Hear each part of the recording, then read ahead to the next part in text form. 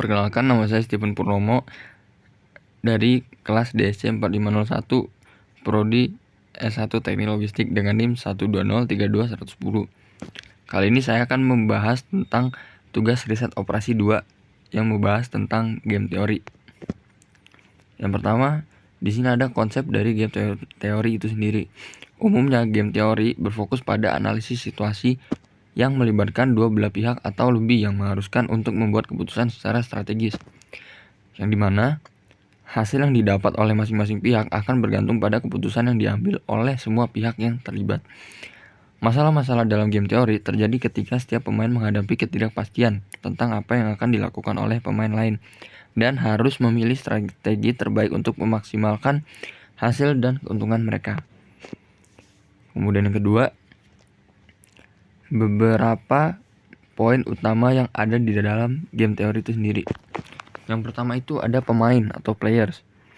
Pemain merupakan individu atau entitas yang terlibat dalam permainan tersebut. Setiap pemain memiliki kesempatan untuk memilih strategi yang dapat dipilih dan dapat memilih strategi yang paling efisien agar mencapai hasil yang mereka inginkan. Lalu poin utama yang kedua ada strategi. Strategi ini merupakan rencana atau kebijakan yang dipilih oleh seorang pemain. Dalam game teori, strategi dapat berupa keputusan yang dibuat sekali atau serangkaian keputusan yang tergantung pada keadaan atau kondisi permainan tersebut. Kemudian yang terakhir ada payoff. Payoff ini merupakan hasil atau keuntungan yang didapat oleh pemain berdasarkan dari strategi yang diambil oleh semua pemain. Payoff biasanya digambarkan dalam bentuk tabel atau fungsi matematis yang menunjukkan hasil yang diperoleh pemain berdasarkan kombinasi dari strategi yang diambil oleh semua pemain. Nah, kemudian game teori ini ada dua jenis permainan, yaitu ada pure strategi dan mix strategi. Yang pertama, saya akan membahas tentang pure strategi itu sendiri. Dan ini adalah bisa dibilang 2 poin utama dari pure strategi. Jadi, jika nilai max min sama dengan nilai minimax, maka permainan akan selesai atau disebut dengan saddle point. Sedangkan, jika max min tidak sama dengan nilai minimax, maka permainan harus diselesaikan dengan strategi campuran atau yang kita sebut mix strategi. Kemudian di sini saya akan membahas tentang mix strategi. Jadi untuk mix strategi sendiri itu merupakan teori permainan di mana pemain akan menggunakan beberapa strategi yang berbeda dalam menentukan suatu tindakan. Dalam mix strategi, pemain akan menggunakan distribusi probabilitas untuk menentukan tindakan secara acak sehingga tidak dapat diprediksi. Mix strategi berbeda dengan pure strategi, di mana pemain akan konsisten untuk memilih satu strategi terbaik. Nah, dalam mix strategi ini terdapat 2 pemain dan ada 2 tipe permainan yang berjumlah 0. Yaitu yang pertama ada permainan pure strategi, di mana setiap pemain akan konsisten untuk menggunakan strategi tunggal atau memilih satu strategi. Lalu permainan mix strategi, pemain akan menggunakan campuran dari strategi yang berbeda-beda. Jadi bisa dibilang tidak hanya menggunakan satu jenis strategi saja. Kemudian kali ini saya akan membahas contoh soal dari pure strategi. Jadi bisa dilihat soalnya 2 buah perusahaan sedang dalam proses perencanaan strategi advertensi masing-masing. Berikut merupakan struktur strategi dan payoff-nya. Bisa dilihat pada tabel ada perusahaan A dan perusahaan B. Dan pada barisnya itu ada A1 dan A2. Pada bagian kolom ada B1, B2 dan B3. Di sini disuruh untuk carilah nilai permainan dan strateginya. Kemudian ini sebagai poin patokan untuk mengerjakan soal ini. Pemain A tahu bahwa pemain B berusaha untuk mencari nilai minimum atau nilai yang paling kecil. Maka pemain A akan mencari nilai maksimum untuknya atau maksimin. Kemudian pemain B tahu bahwa pemain A berusaha mencari nilai yang maksimum atau nilai yang paling besar. Maka pemain B akan mencari nilai minimum untuknya atau minimax. Nah, ini untuk contoh pengerjaannya. Di sini kita melihat dari 2 sudut pandang, yaitu sudut pemain B dan pemain A.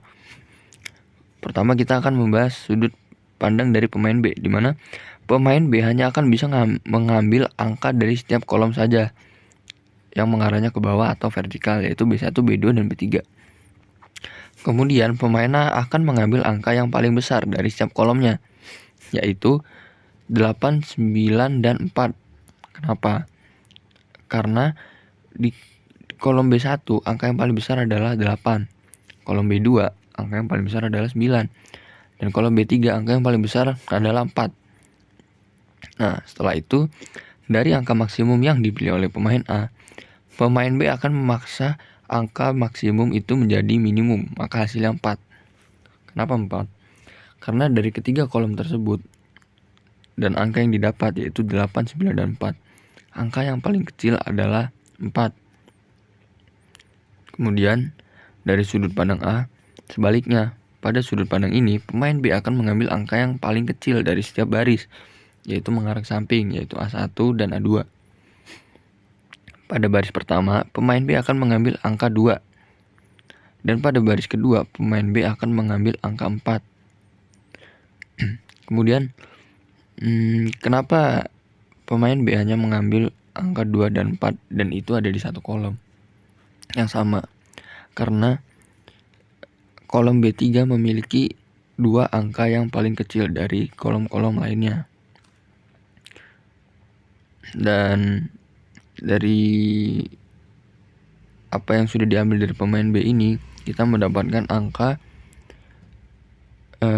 yang paling besar di antara kedua angka tersebut adalah 4.